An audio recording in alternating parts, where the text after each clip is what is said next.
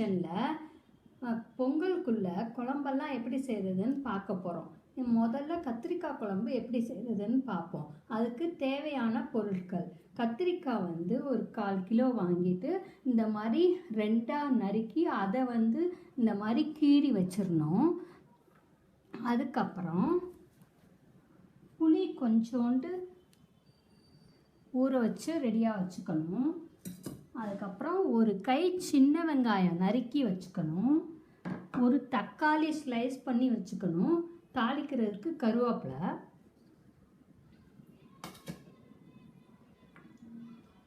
தாளிக்கிறதுக்கு கடுகு உளுந்தம்பருப்பு அரை ஸ்பூனு, அதுக்கப்புறம் வெந்தயம் சும்மா ஒரு பிஞ்சு,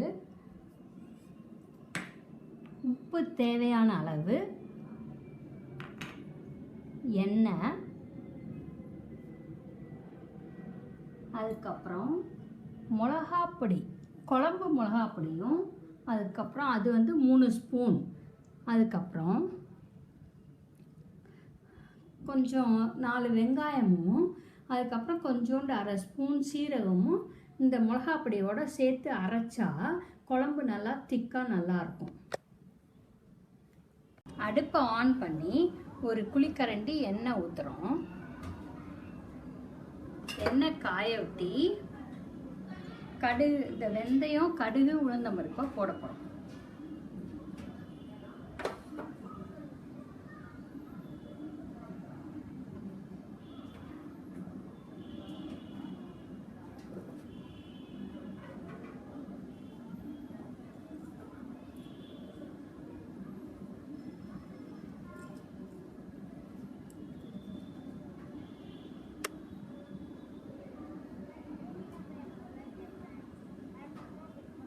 எண்ணெய் காஞ்சிருச்சு. தாளிக்கிறத போட்டு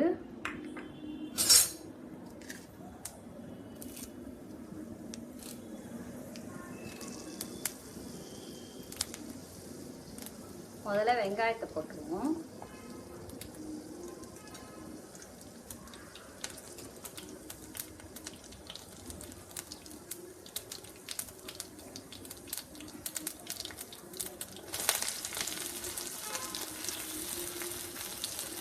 வெங்காயம் நல்லா வதங்கட்டும். அப்புறம் தக்காளி போடும்.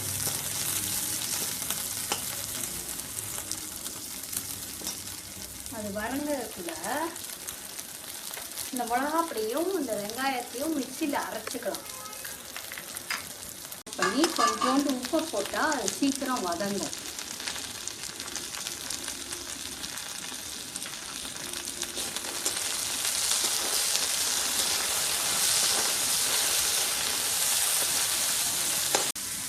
இது நம்ம வதக்கி பண்ணுறோம். ஆக்சுவலாக கூட்டி வைக்கிறதுன்னு சொல்லி அந்த உப்பு புளியெல்லாம் கரைச்சி வெங்காயம் தக்காளி எல்லாத்தையும் ஒன்றா போட்டு முன்னாடி ஊர்லலாம் அந்த மாதிரி தான் செய்வாங்க.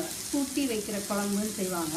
நம்ம இப்போ வெங்காயம் தக்காளிலாம் வதக்கி இந்த கத்திரிக்காயும் இப்போ போட்டு தக்காளி வதங்க ஊற்றி கத்திரிக்காயும் போட்டு கொஞ்சம் மிளகாப்பொடி இது எல்லாத்தையும் போட்டு வதக்கி அதுக்கப்புறம் புளி தண்ணியை ஊற்றி அதை கொதிக்க விடுவோம்.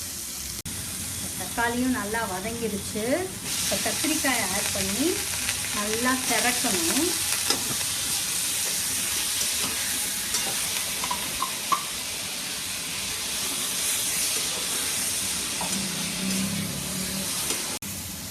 நல்லா திறங்கிடுச்சு. இப்போ கொஞ்சம் புளி தண்ணியை ஆட் பண்ணி ப்ளஸ் இப்போ கொஞ்சம் பச்சை தண்ணியும் ஆட் பண்ணணும். இப்போ வேணுங்கிற தண்ணியும் ஆட் பண்ணி நல்லா கொதிக்க ஊற்றி கத்திரிக்காய் வெந்தோன்னா அதை நம்ம இறக்க போகிறோம். நல்லா காரட்டும். குழம்பு நல்லா ரெடி ஆயிடுச்சு.